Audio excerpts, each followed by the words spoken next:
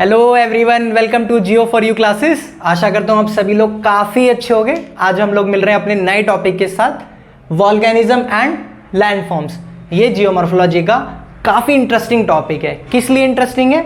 क्योंकि इसमें बहुत सारी चीज़ें हमें पता चलती हैं। हमें रॉक्स के बारे में पता चलता है, हमें इंट्रूसिव और एक्सट्रूसिव जो लैंडफॉर्म्स बने हैं उनके बारे में पता चलता है कि किसके थ्रू बनाए गए हैं। और मतलब काफ़ी इंटरेस्टिंग, बहुत ही ज़्यादा इंटरेस्टिंग ये टॉपिक है। इसको हम इसी इंटरेस्ट के साथ पढ़ेंगे। तो सबसे पहले हम इसमें ये देखेंगे कि व्हाट इज़ वॉल्केनिज्म, वॉल्केनिज्म होता क्या है। उसके बाद हम देखेंगे कि वॉल्केनो कैसे फटता है ना, वॉल्केनो क्या है, कैसे फटता है और वो कैसे लैंडफॉर्म्स बनाता है। तो सबसे पहले हम जानते हैं what is volcanism. Volcanism, it includes all those processes and mechanism which are related to the origin of magma, gases and etc. यानी कि जब वॉल्केनो आता है, मैं जैसे ये है, ये यहाँ से वॉल्केनो आया तो ये अपने साथ क्या लाता है, इसमें गैस होती है, है ना, डस्ट पार्टिकल्स होते हैं। तो जो भी चीज़ वो अपने साथ लाता है, इस पूरी प्रोसेस और इसकी पूरी मैकेनिज्म को, उसको हम बोलते हैं वॉल्केनिज्म।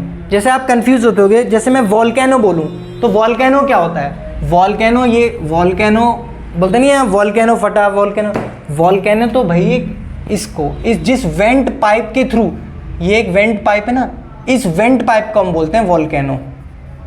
जिसके थ्रू ये वॉल्केनो नीचे से जो मटेरियल्स हैं, डस्ट मटेरियल्स, वो सब आते हैं, उसको हम बोलते हैं वॉल्केनो। लेकिन वॉल्केनिज्म किसको बोलते हैं? पूरी होल प्रोसेस को हम बोलते हैं वॉल्केनिज्म। इसको हम दो तरीके से पढ़ सकते हैं, एक तो एंडोजेनेटिक मैकेनिज्म, एक एक्सोजेनेटिक मैकेनिज्म।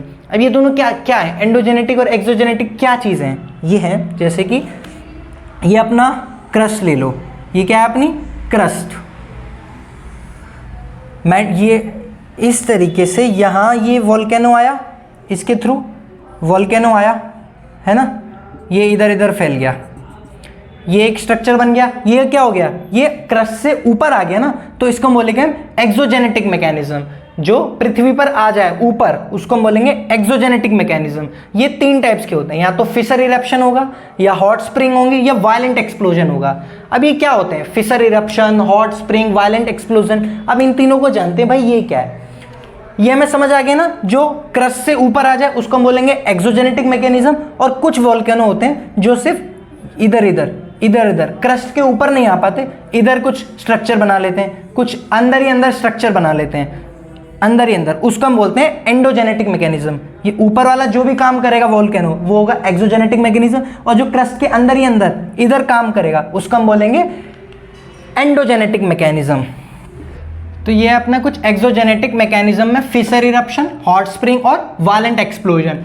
अब हम फिशर इरप्शन को अगर जाने तो फिशर इरप्शन क्या होता है? फिशर इरप्शन होता है, ये जैसे लावा है, ये अपने क्रस्ट है, तो जब ये नीचे से जब ये तीन लेयर्स में पंचर करता है, जैसे वॉल्केनो जब आता है तो अपने क्रस्ट को कुछ पंचर करने की कोशिश करता है, और जब इन क्रैक्स में से जब लावा फ्लो करता है, जैसे कुछ तो होता है बहुत तेजी में मतलब एक्सप्लोजन करता है, जैसे होता है ना दिवाली पे ऊनी बम, इसी तरीके से एक ऊनी बम को ले लो, वायलेंट एक्सप्लोजन, कान फट जाते हैं ना, लगा देते हैं। तो उसी तरीके से बिजली बम मान लो इस वॉल्केनो को, ये फ्लूइड हो जाता है, फैल जाता है पूरे पृथ्वी पे। कुछ डायरेक्ट एक्सप्लोजन यानी कि कोई माउंटेन वाला टाइप का स्ट्रक्चर नहीं बनाता, सिर्फ फैल जाता है। और इसी का एग्जाम्पल है हमारा, जैसे मैं अपना प्यारा भारत बनाऊं, इसमें एग्जाम्पल लेते हैं जो अपना महाराष्ट्र वाले एरिया है, यहाँ पे ये डक्कन ट्रैप है।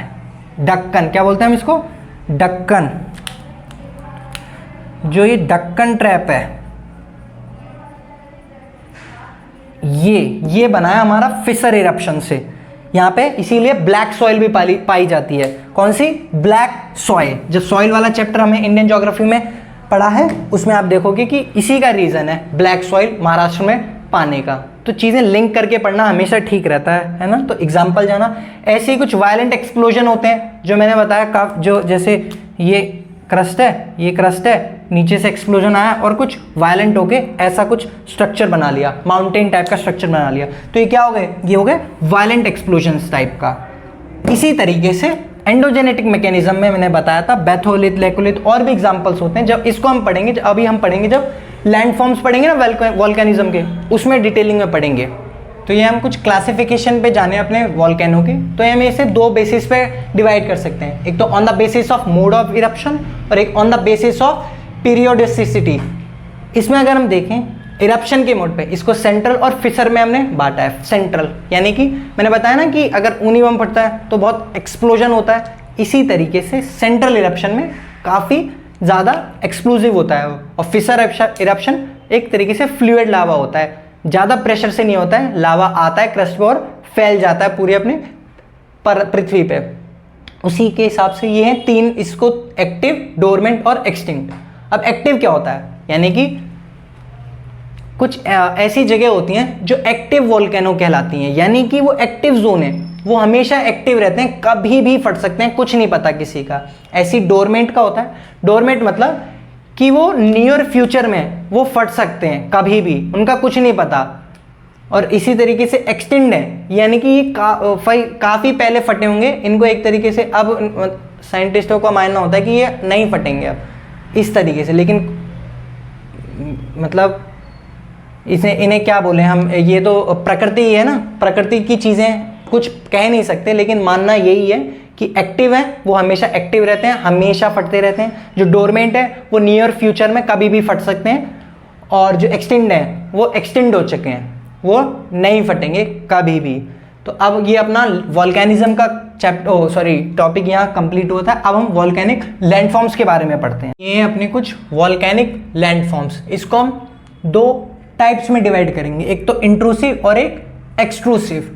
इंट्रूसिव में यानी कि मैंने बताया था ना, जो जैसे ये अपना क्रस्ट है, इसके अंदर, क्रस्ट के अंदर कुछ ये वोल्केनो आ रहा है तो कुछ ऐसा स्ट्रक्चर बनता है, ठीक है, कुछ ऐसा बनता है, मतलब इंटीरियर में ही कुछ जो स्ट्रक्चर्स बनाते हैं उनको बोलेंगे, और जो बोलते हैं ये सिल्स, डाइक्स, लैपोलिथ, लैकोलिथ, बैथोलिथ, ये सब क्या है, ये इंट्रूसिव लैंडफॉर्म्स हैं। ये सारे, ये जितने भी क्रस्ट के नीचे लैंडफॉर्म्स बनते हैं उनको बोलते हैं, उनको नाम दिया गया है sills, dikes, lapolith, laccolith, batholith. जो बैथोलिथ है इसको आप सुनोगे एट ग्रेटर डेप्थ, सबसे नीचे गहराई पे अगर जो बनेगा उसको हम बोलते हैं बैथोलिथ। क्या बोलेंगे हम उसको, बैथोलिथ, जो सबसे ग्रेटर डेप्थ पे बनता है। उसके बाद कुछ और ऊपर आके लैंडफॉर्म्स बनते हैं। ये तो घुचड़ मुचड़ खिचड़ी हो गई, आप अच्छे से डायग्राम पे देख सकोगे अच्छे से। यार स्मार्ट बोर्ड तो है नहीं ना, तो स्मार्ट बोर्ड पे तो मैं दिखा देता आपको फोटो समझा के, लेकिन स्मार्ट बोर्ड से अच्छा इसमें समझ आ जाएगा, इसकी गारंटी ले सकता हूँ। उसके बाद हम एक्सट्रूसिव के अगर हम पढ़ें तो इसको भी हमने दो पार्ट्स में डिवाइड किया है, एक तो फिसर टाइप और एक एक्सप्लोसिव टाइप। आप फिसर टाइप में देखें तो ये ऑलवेज बसाल्ट होता है। बसाल्ट क्या है, बसाल्ट रॉक है ना, एक बसाल्ट, जिसने रॉक्स का नहीं पढ़ा है तो रॉक्स के बारे में जो मैंने टॉपिक डाला है उसमें पढ़ो कि ऑलवेज बसाल्ट होता है। और जो एक्सप्लोसिव होता है वो कहता है एंडिसाइट और रियोलाइट, ये भी रॉक्स के नाम है। ये क्या बनाता है, ये फॉर्म लावा प्लेट्यू बनाता है।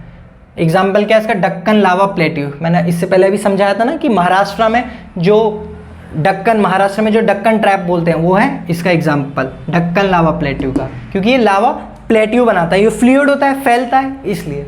और ये जो एक्सप्लोसिव होते हैं ये होते हैं एंडिसाइट और रियोलाइट, रेयरली बसाल्ट होते हैं, रेयरली बसाल्ट होते हैं। तो ये क्वेश्चन ऐसे पूछ लेते हैं, जो फिसर टाइप इरप्शन होता है वो कौन सा रॉक्स होते हैं, वो होते हैं बसाल्ट। अगर एक्सप्लोसिव में पूछें तो वो कौन से रॉक होते हैं, वो एंडिसाइट और रियोलाइट होते हैं।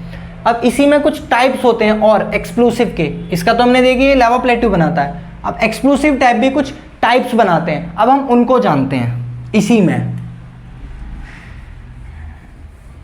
कुछ वोल्केनिक लैंडफॉर्म्स किसके, एक्सप्लोसिव टाइप के। इससे पहले हमने जैसे फिसर इरप्शन के बारे में पढ़ा था ना, डक्कन ट्रैप बनाते हैं, वो डक्कन प्लेट्यू बनाते हैं। अब हम एक्सप्लोसिव टाइप के बारे में पढ़ेंगे। इसमें भी चार टाइप्स के हैं, एक तो स्ट्रेटो और कंपोसाइट, शील्ड, काल्डेरा और सिंडर कोन्स। अगर हम स्ट्रेटो या कंपोसाइट की बात करें तो ये इरप्शंस ऑफ कूलर वोल्केनोस हैं, यानी कि कूलर इरप्शंस होते हैं। इसका एग्जाम्पल है माउंट किलिमंजारो और माउंट फ्यूजी। ये दोनों कहाँ हैं, ये हैं कीनिया में और जापान में। तो इनके एग्जाम्पल्स भी बहुत इंपॉर्टेंट है, याद करना कि माउंट किलिमंजारो किस वोल्केनो टाइप का एग्जाम्पल है। उसके बाद है शील्ड, ये कहाँ होते हैं, ओवर हॉटस्पॉट्स। कहाँ होते हैं, ओवर हॉटस्पॉट्स। और largest of all the volcanoes, यानी कि सारे वॉल्केनो में से सबसे जो लार्जेस्ट होता है वो होते हैं शील्ड। इसका एग्जांपल है हवाईन आइलैंड। हवाईन आइलैंड कहाँ है? हवाईन आइलैंड यूएसए के पास है। ये करंट में भी था अभी हवाईन आइलैंड।